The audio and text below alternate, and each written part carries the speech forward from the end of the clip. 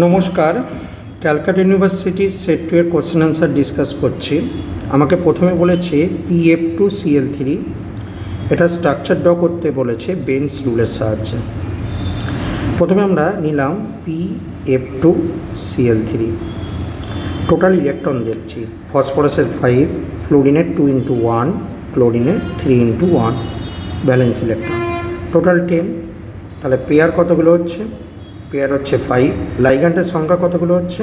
2 আর 3 মানে 5, তার মানে লোন পেয়ার হচ্ছে 0।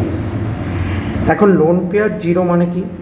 লোন পেয়ার 0 মানে এটা বোঝাচ্ছে যে, এবং পেয়ার 5 মানে এটা বোঝাচ্ছে স্ট্রাকচারটা হলো টিবিপি।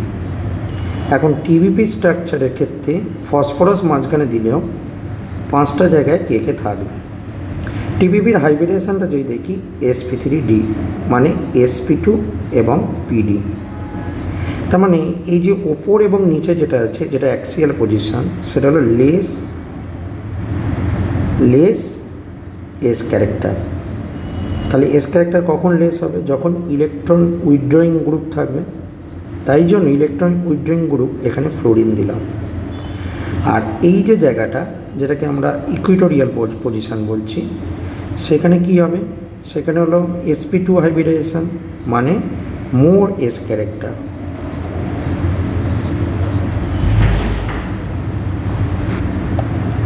তো মোর এস ক্যারেক্টার মানে আমাকে বোঝাচ্ছে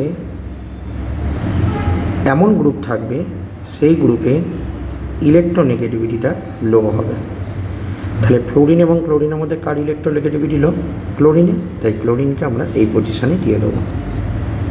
next question, compare bond angle θ1 এবং θ2। দেখো, ফ্লোরিন টেনে নিচ্ছে এবং CH3 কী করছে? পুশ করছে। তাহলে ইলেকট্রন ডেন্সিটি ক্লাউড টুয়ার্ডস কার্বনে ইনক্রিজ করছে CH3-র ক্ষেত্রে। তার ফলে এখানে কী হবে? রিপালশন কাজ করবে, রিপালশন মোড। এবং ফ্লোরিন টেনে নেওয়ার জন্য ইলেকট্রনিক ক্লাউডগুলো একটু দূরে কাজ করছে, তার মানে এখানে ক্ষেত্রে রিপালশন লেস। যেহেতু এখানে ক্ষেত্রে repulsion more, so bond angle will be more.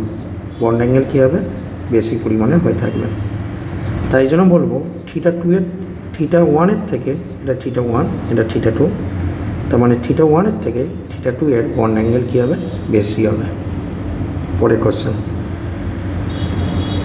θ30 degree বলেছে পার্সেন্টেজ অফ এস ক্যারেক্টার। আমরা কি জানি? cos θ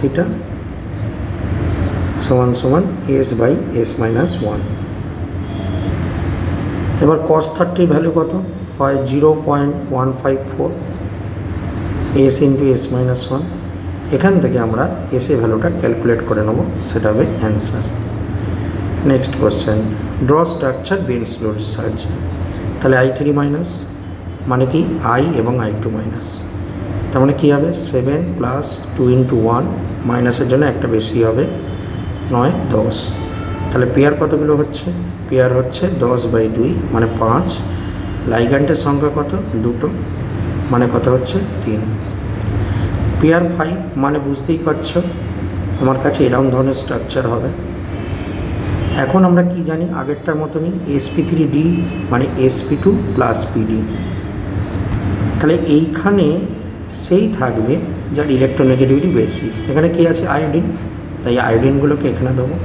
এবং ইলেকট্রোনেগেটিভিটি কম লোন পেয়ারে, তাই লোন পেয়ারগুলোকে আমরা এখানে দেবো। ওকে, আর মাইনাস চার্জের জন্য এখানে মাইনাস হয়ে রইল। ঠিক আছে। পরে কোশ্চেন বলেছে ড বন্ড হেভার সাইকেল CA3N2। CA3N2 মানে কি? কোথা থেকে আসছে? 3টে ক্যালসিয়াম এবং নাইট্রোজেন থেকে আসছে। ওকে, তাহলে আমাকে কি করতে হবে? এই 3টে ক্যালসিয়ামকে প্রথমে HB দিতে হবে, যাতে 3টে ক্যালসিয়াম গ্যাসে কনভার্ট হয়। তারপর এটাকে আয়নাইজেশন এনার্জি 1 দিতে হবে, যাতে 3টে ক্যালসিয়াম প্লাসে কনভার্ট হয়। তারপর এটাকে আয়নাইজেশন এনার্জি 2 দিতে হবে, যাতে 3টে ক্যালসিয়াম 2+ কনভার্ট হয়। ওকে, এবার চলে এসো নাইট্রোজেন। নাইট্রোজেনকে প্রথমে কী করতে হবে? HD ডিসোসিয়েশন করতে হবে, 2টো নাইট্রোজেনে আসবে। তারপর এটাকে ইলেকট্রন অ্যাফিনিটি 1 করতে হবে, মাইনাস হয় ইলেকট্রন অ্যাফিনিটি, তাহলে 2টো নাইট্রোজেন মাইনাস হবে, ইলেকট্রন অ্যাফিনিটি 2 করতে হবে, মাইনাস হয়, তাহলে দুটো নাইট্রোজেন 2 মাইনাস হবে। তারপর ইলেকট্রন অ্যাফিনিটি 3 করতে হবে, তাহলে দুটো নাইট্রোজেন 3 মাইনাস হবে। এবার এই ক্যালসিয়াম এবং নাইট্রোজেন মিলে জোড়া লেগে এইটা আসবে, যেটা হলো ল্যাটিস এনার্জি। তাহলে টোটাল কী কী ঘটনা ঘটালে তোমরা টোটাল যে ঘটনাটা ঘটালে ডেল্টা এইচ ফর্মেশনটা হবে কী কী হবে? HV, ionisation energy 1, ionisation energy 2, ionisation energy 3 plus HD, তারপর তিনটি electron affinity 1, electron affinity 2, electron affinity 3, right? তারপর কি হচ্ছে? তারপর lattice energy minus delta H এর ল্যাটিস এনার্জি। এইটা হলো ক্যালসিয়াম নাইট্রেটের ক্ষেত্রে বন্ড হেবার সাইকেল। ক্লিয়ার হয়েছে? আমরা পরেরটা করছি। একই রকমভাবে আমাদের একটা কোশ্চেন দেওয়া আছে, সেটা হলো যে ক্যালসিয়াম ক্লোরাইডের ক্ষেত্রে কী করে হবে।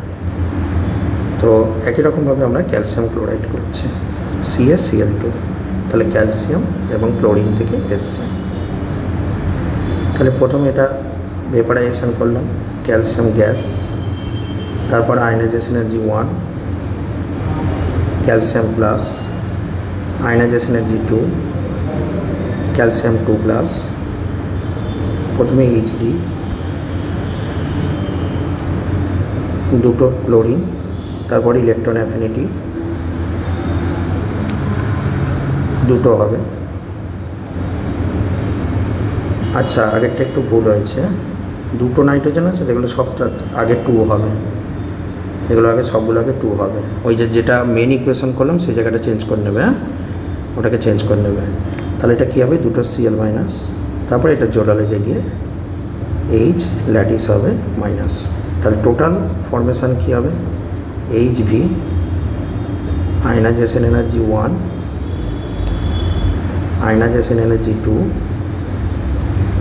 2 ইলেকট্রন অ্যাফিনিটি আর মাইনাস এইচ ল্যাটিস। আর আগেরটার ক্ষেত্রে কী বলো তো, এই যে আয়নাইজেশন এনার্জি 1 আগে 3 আছে বলে এখানে 3টে হবে, এখানেও 3 হবে। ওকে, এটাকে একটু চেঞ্জ করে নিও। কোশ্চেন নাম্বার 7, কোভ্যালেন্সি কার উপর ডিপেন্ড করে? ফ্যাজান রুল। ফ্যাজান কী বলেছিল? ক্যাটায়নটা স্মল এবং অ্যানায়নটা লার্জ। তো দেখো অ্যানায়ন এখানে সেম, কিন্তু দেখো লিথিয়াম প্লাসের থেকে সোডিয়াম প্লাসটা বড়। তার মানে এইটা যেহেতু ক্যাটায়নটা স্মল, ঠিক আছে, so according to the Fajans rule এটা কী হবে? কোভ্যালেন্সি কী হবে? বেশি হবে, মানে সমযোজিতা বেশি, সমযোজী বেশি। ওকে, পরেরটা বিইওর কেন হাই মেল্টিং পয়েন্ট হয়ে থাকে? দেখো বিইওর ক্ষেত্রে দেখো চার্জ অনেক বেশি, তার মানে চার্জের মাল্টিপ্লিকেশানটা অনেক বেশি, প্লাস বেরিলিয়াম অ্যান্ড অক্সিজেন আর স্মলার সাইজ, সো তাদের কী হবে? ল্যাটিস এনার্জিটা ল্যাটিস এনার্জি বেশি। আর ল্যাটিস এনার্জি যার বেশি হয় তার হাই কী হবে? মেল্টিং পয়েন্ট হয়, মেল্টিং পয়েন্ট। পরেরটা বলেছে হাইব্রিডেশন করো SO2। তো SO2 যদি আমরা স্ট্রাকচার আঁকি, এটা হলো SO2 পাবো। সালফার ইলেকট্রনিক কনফিগারেশন যদি করি, নিয়ন 3s2 3p4, তাহলে এসে দুটো ইলেকট্রন, পিতে 4টি ইলেকট্রন আর ডি অরবিটাল রয়েছে। বুঝতেই পারছো এখানে সিগমা পাই এবং একটা লোন পেয়ার, তাই জন্য একটা লোন পেয়ারকে পাঠিয়ে দিলাম। তাহলে দিলে আমাকে দেখতে কেমন হচ্ছে? দেখতে হচ্ছে এরকম। তাহলে দেখো এই লোন পেয়ার দেওয়া হয়েছে, দুটো সিগমা, দুটো পাই। আমরা জানি লোন পেয়ার আর সিগমা বন্ডিং হাইব্রিডেশন করে, তাই এটা sp2 হাইব্রিডাইজড।